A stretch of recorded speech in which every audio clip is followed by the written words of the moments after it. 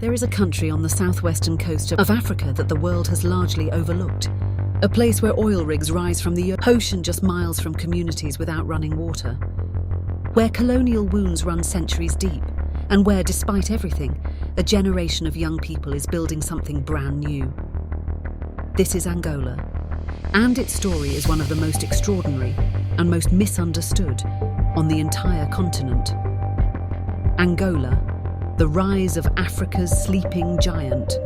Long before any European ever set foot on Angolan soil, the land was alive with civilization. The Bantu peoples had been migrating across sub-Saharan Africa for thousands of years, and by the 13th century, powerful kingdoms had taken root in what is now Angola. The most formidable of these was the Kingdom of Congo, a sophisticated state that at its height spanned present-day Angola, the Republic of Congo, and the Democratic Republic of Congo. The Congolese had a structured government, a royal court, a system of taxation, and extensive trade networks stretching deep into the African interior. They were not a people waiting to be discovered. They were already building. Further south, the Mbundu people had formed the Kingdom of Ndongo, ruled by leaders known as the Ngola, and yes, that is where the name Angola actually comes from. On-screen text: Ngola, Angola. A title of a king became the name of an entire country. That is how deeply this land's identity is rooted in its own people. There was also the Kingdom of Matamba, later ruled by one of the most remarkable leaders in African history, Queen Njinga of Ndongo and Matamba. Born around 1583, Njinga was a military strategist, a diplomat, and a fierce defender of her people's sovereignty. She negotiated directly with Portuguese governors, led armies into battle, and kept the Portuguese at bay for decades. Queen Njinga, one of Africa's greatest warrior queens. She is not just a historical figure in Angola, she is a symbol. And understanding her story is essential to understanding everything that comes after. Chapter 2: Colonialism and the Slave Trade. Portuguese explorers first arrived on the Angolan coast in 1483, just 10 years before Columbus reached the Americas. Initially, contact between the Portuguese and the Kingdom of Congo was relatively peaceful. There was trade. There was even diplomacy. But within a generation, that relationship had transformed into something catastrophic. Angola, or more precisely, the ports of Luanda and Benguela, became the single largest source of enslaved Africans in the entire history of the transatlantic slave trade. Historians estimate that between 4 and 5 million people were taken from this region alone. To put that into perspective, roughly 1 in every 3 enslaved Africans who crossed the Atlantic passed through Angolan ports. Think about that number: 4 to 5 million human beings, each with a name, a family, a language, a home. The Portuguese did not simply take what was there. They actively destabilized the interior, arming local factions, encouraging warfare, and purchasing prisoners of war as enslaved people. The kingdoms that had flourished for centuries began to fracture under the pressure. And yet, resistance never stopped. Queen Njinga formed alliances with the Dutch, recruited freed slaves into her army, and waged a guerrilla campaign against Portuguese expansion for nearly 40 years. She died in 1663, at around 80 years old, still free. Her kingdom, Matamba, remained independent until the early 20th century, a remarkable feat against one of Europe's most powerful colonial empires. Matamba remained independent until 1909, but by the late 19th century, Portugal had tightened its grip on the entire territory. The Berlin Conference of 1884, where European powers carved up Africa among themselves without a single African voice at the table, formalized Portuguese control over Angola. The decades that followed brought forced labor, extraction of resources, and systematic suppression of Angolan culture and identity. And yet, beneath the surface, something was building. A generation of Angolans educated in Lisbon was beginning to ask a dangerous question: why should we be governed by someone else? By the late 1950s, independence movements were sweeping across Africa. Ghana had broken free in 1957. Others soon followed. And in Angola, 3 major liberation movements were taking shape, each with different ideologies, different supporters, and different visions for what an independent Angola should look like.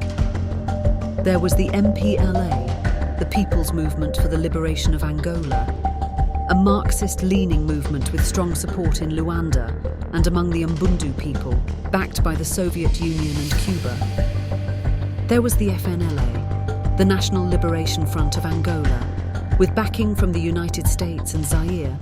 And there was UNITA, the National Union for the Total Independence of Angola, led by Jonas Savimbi, drawing support from the Ovimbundu people of the Central Highlands, and later supported by South Africa and the United States. The armed struggle began in 1961, the same year John F. Kennedy took office in the United States, and just 2 years before Martin Luther King stood on the steps of the Lincoln Memorial. Angola's fight for freedom was part of a global moment of reckoning. After 13 years of guerrilla warfare and an internal coup in Portugal that toppled the fascist government there, Angola finally gained independence on November 11, 1975. Independence Day for November 11, 1975.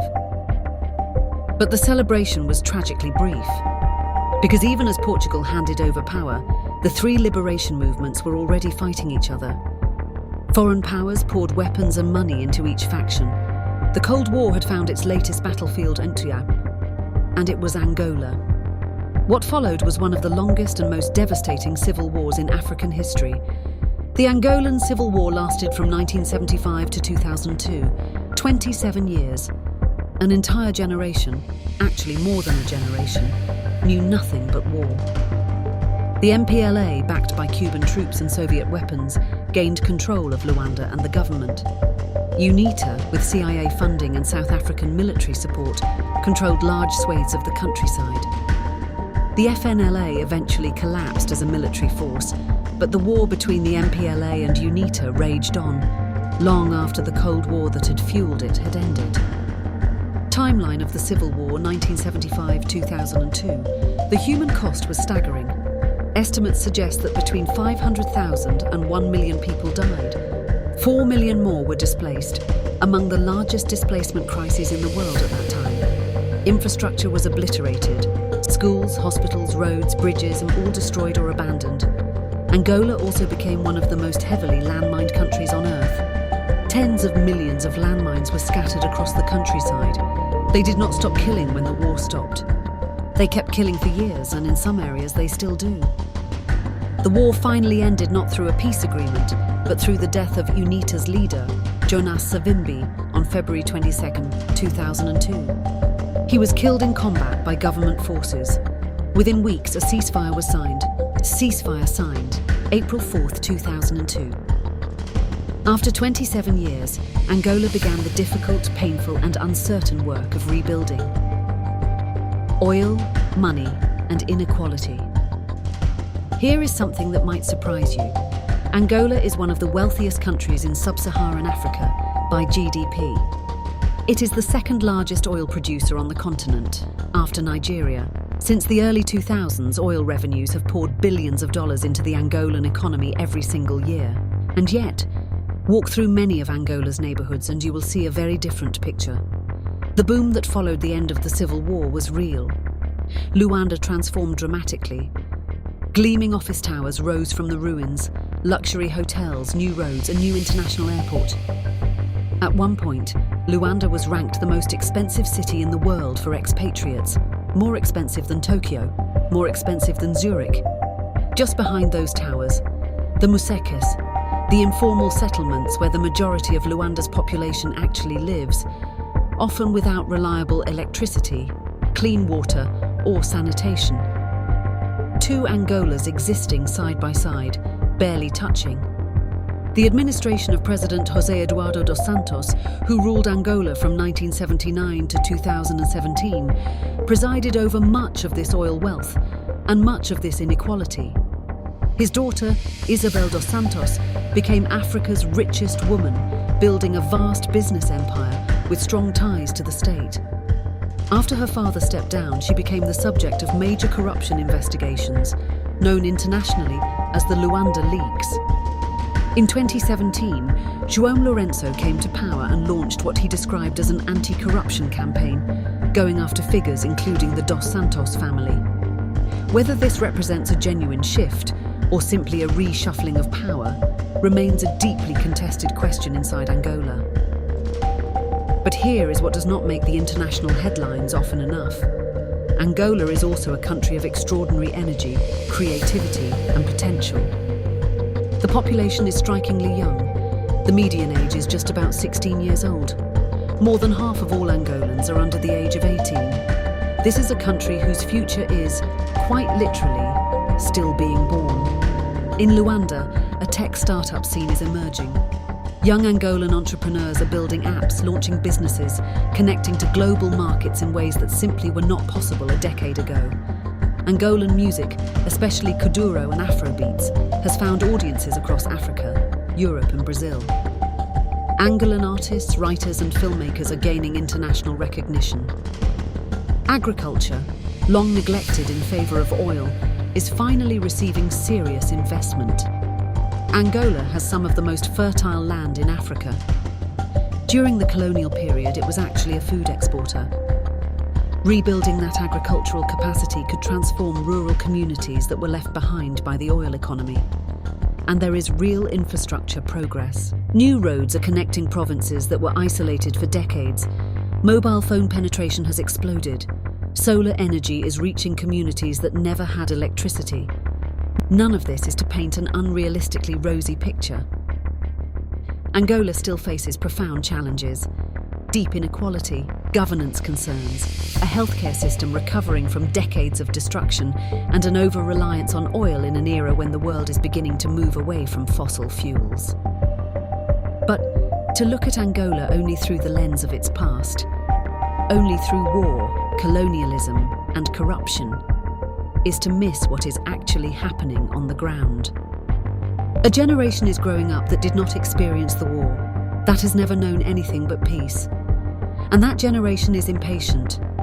Angola's story is a story of almost unimaginable resilience, a land that gave more enslaved people to the Americas than anywhere else on Earth.